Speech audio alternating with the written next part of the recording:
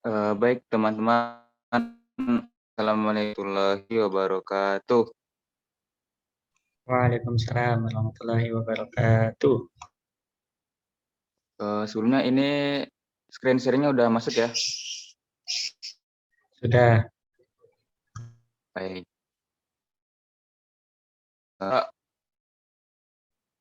Pada ini dengan sama-sama.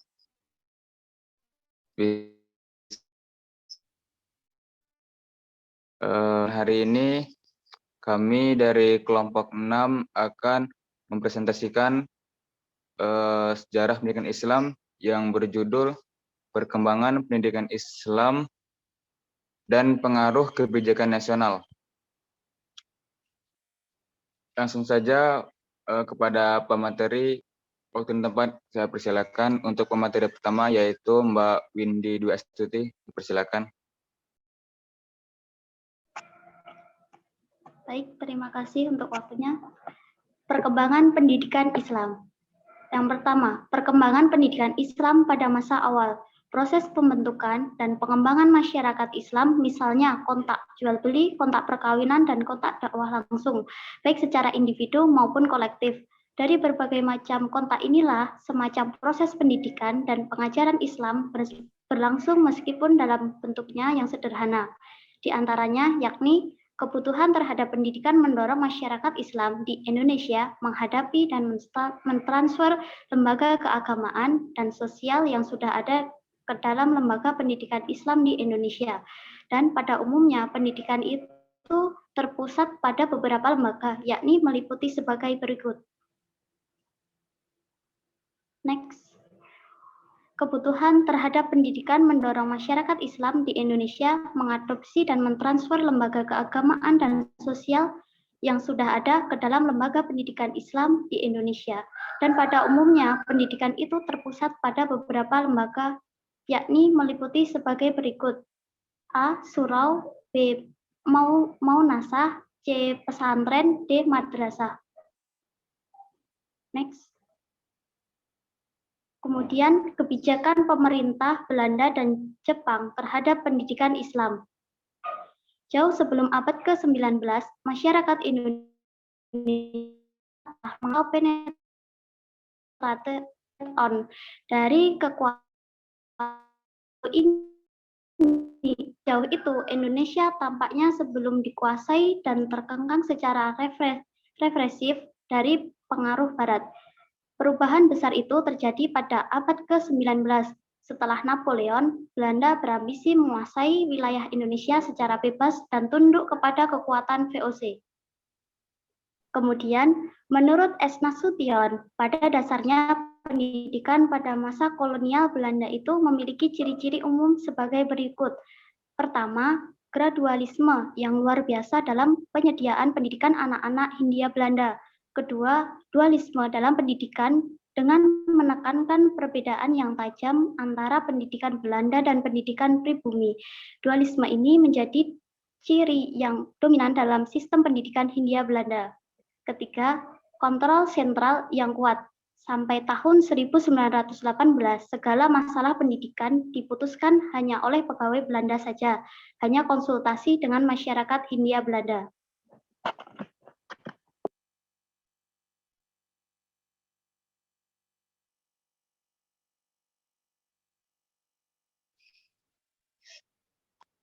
Baik, terima kasih atas penyampaian materinya dari Mbak Windy.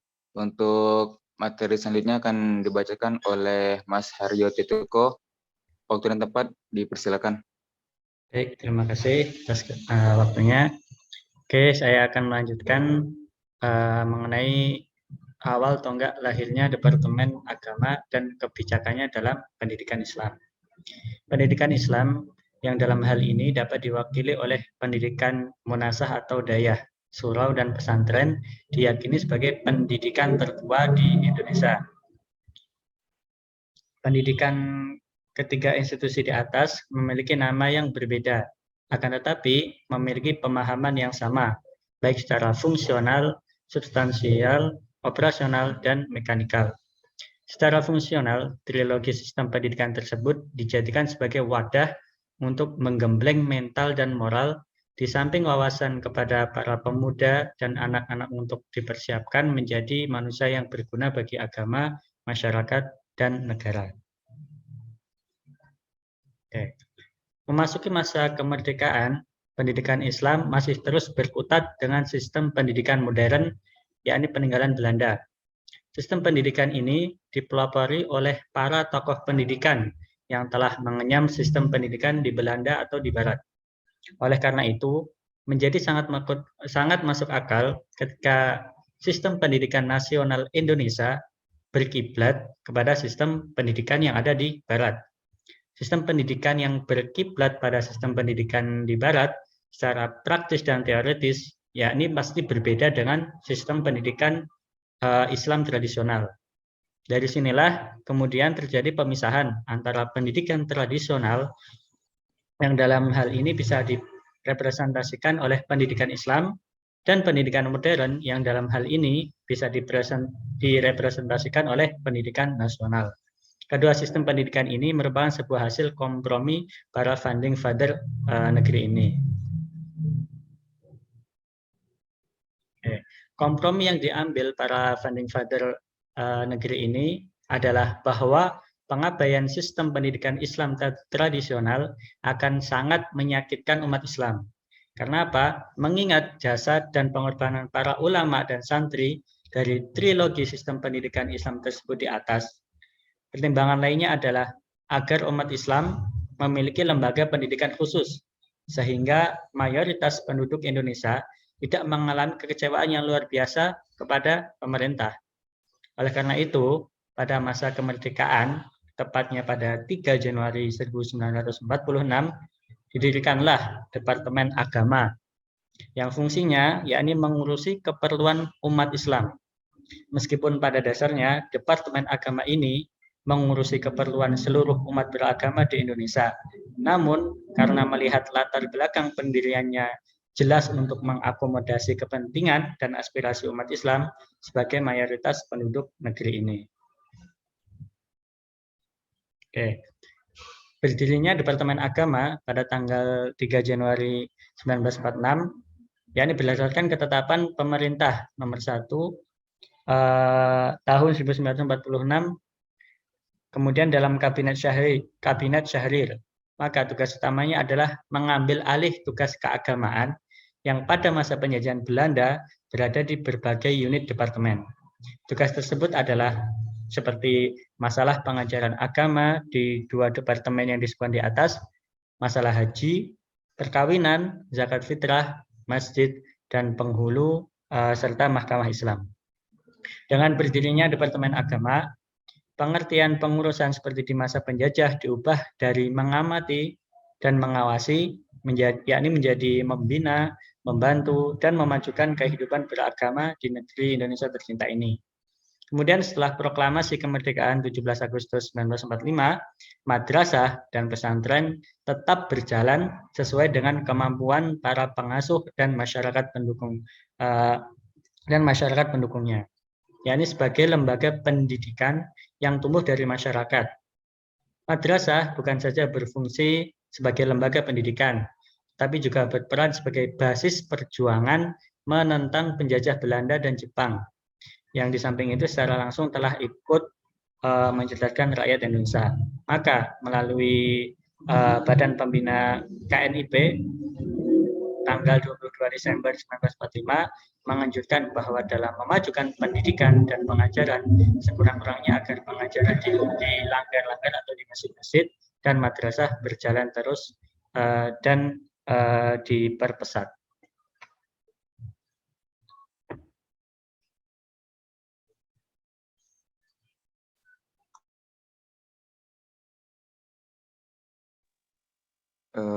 Baik, terima kasih atas penyampaian materinya dari Mas Haryo Tetuko. Untuk materi selanjutnya akan disampaikan dengan Mas Zaki. Waktu tempat bersilakan.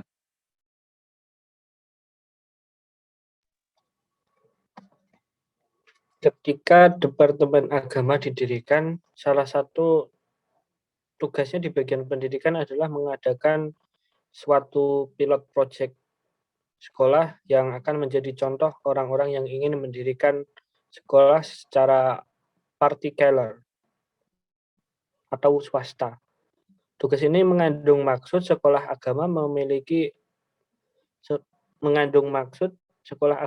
pemerintah diperlukan dalam mengelola pendidikan agama. Bentuk pertama dari pembinaan terhadap madrasah dan pesantren setelah Indonesia merdeka adalah seperti yang ditentukan dalam Peraturan Menteri Dalam Negeri Nomor 1 Tahun 1946 yang berisi tentang penyaluran bantuan bagi madrasah, walaupun masih terbatas beberapa keresidenan dan adanya ketentuan mengajar 1/3 ilmu umum. Hal ini dikarenakan sekolah agama atau madrasah masih jarang sekali diajarkan ilmu-ilmu agama. Kemudian selanjutnya sekolah dinas. Berdirinya sekolah dinas di lingkungan Departemen Agama didorong oleh tugas untuk memenuhi dan merealisir rekomendasi BPKNIP dan panitia penyidik pengajaran mengenai pelaksanaan pendidikan agama di sekolah umum.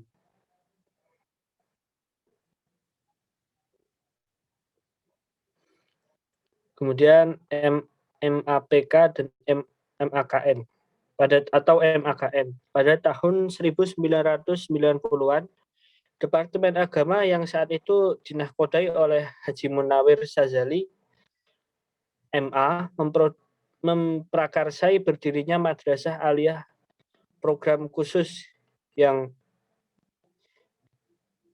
ini adalah modal pengembangan pesantren di madrasah aliyah atau yang sering disebut dengan boarding school. Dalam konteks penyerapan budaya pendidikan pesantren ke dalam pendidikan formal dengan metode pengajaran maupun sistem pembinaan siswa di MAPK atau MAKN dilakukan sebagaimana di boarding school umum. Mastery learning menjadi visi utama di madrasah tersebut. Siswa diwajibkan untuk tinggal di asrama dan ini telah terbukti memberikan hasil yang relatif jauh lebih baik dibandingkan dengan siswa lulusan madrasah aliyah umum.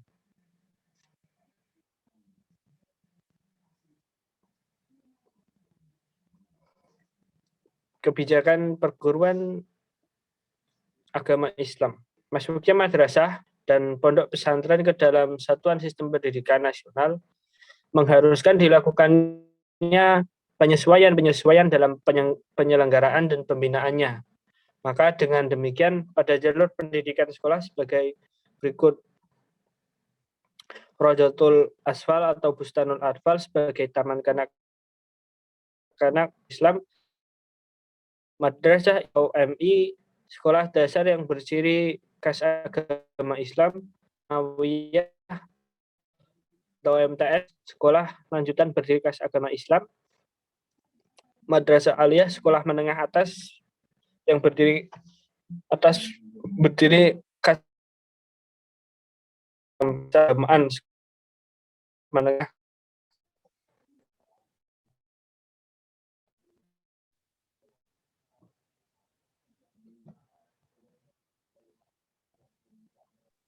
Baik, terima kasih atas penyampaian materinya dari Mas Zaki. Untuk materi selanjutnya akan oleh saya. Pengembangan organisasi pengelolaan pendidikan agama. A. Periode bagian pendidikan 1946 sampai 1950.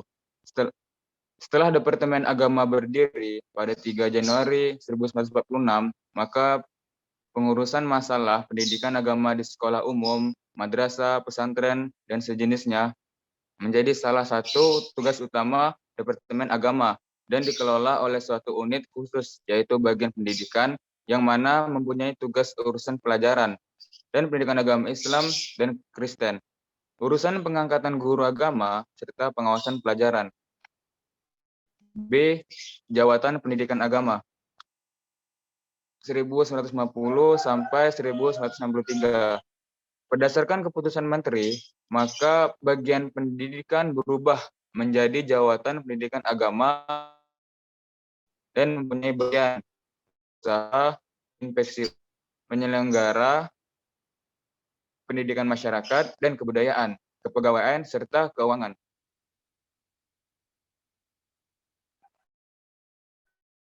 C. Direktorat Pendidikan Agama 1963 sampai 1980. Pada 1963, Jawatan Pendidikan Agama berubah menjadi Direktorat Pendidikan Agama yang terdiri atas bagian penelitian dan perencanaan, bagian bantuan urusan pengajaran agama, pendidikan dinas, madrasah ibtidaiyah, madrasah lanjutan, dan perguruan tinggi. Kemudian mengalami perubahan menjadi Islam dan akhirnya mengalami perubahan lagi dengan dibentuknya 5 subdit. D. 2 direktorat 1980 sampai sekarang. Perkembangan masalah pengelolaan pendidikan agama telah tidak dapat ditampung oleh satu direktorat agama lingkungan Ditjen Bimas Islam, tapi berada dalam Direktorat Jenderal Pembinaan Kelembagaan Agama Islam. Dan dalam Ditjen yang baru ini bernaung 2 direktorat, itu Direktorat Pendidikan Agama Islam pada Sekolah Umum Negeri dan Direktorat Pembinaan Perguruan Agama Islam. E. Direktorat Perguruan Tinggi Agama. Setelah keluarnya larangan pembentukan fakultas baru dan penataan struktur, maka Direktorat Perguruan Tinggi Agama dipimpin oleh seorang direktur dan dalam melaksanakan tugas sehari-hari dibantu oleh bagian tata usaha serta 5 subdirektorat yang meliputi bagian tata usaha, pembinaan IAIN, perguruan tinggi swasta, pendidikan agama Islam pada perguruan tinggi umum, pengabdian masyarakat.